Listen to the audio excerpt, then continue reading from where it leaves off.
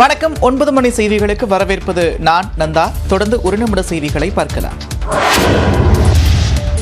தென் மாநிலங்களில் மக்கள் தொகை கட்டுப்பாட்டில் உள்ளதால் மத்திய அரசால் பழிவாங்கப்படுகிறோம் என்று திமுக துணை பொதுச் செயலாளர் கனிமொழி பேசியுள்ளார்.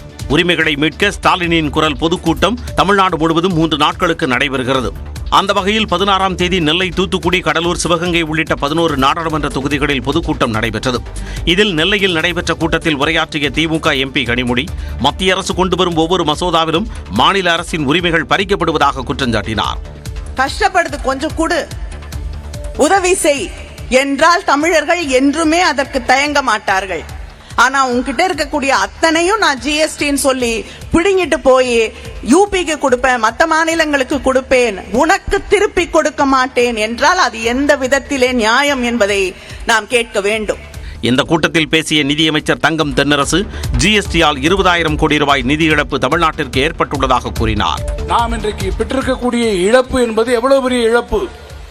அதற்கு இன்றைக்கு நமக்கு கொடுக்கக்கூடிய இழப்பீட்டை கூட கடந்த வருடத்தோடு 2022 ஜூன் மாதத்தோடு நிறுத்திவிட்ட காரணத்தால் இந்த ஒரே ஒரு அம்சத்திலே மட்டும் தமிழ்நாடு எவ்வளவு பெரிய நிதி இழப்பை சுமந்திருக்கிறது என்று சொன்னால் 20,000 கோடி ரூபாய் நாம் இன்றைக்கு நிதி இழப்பினை ஜிஎஸ்டியிலே இழந்திருக்கிறோம்.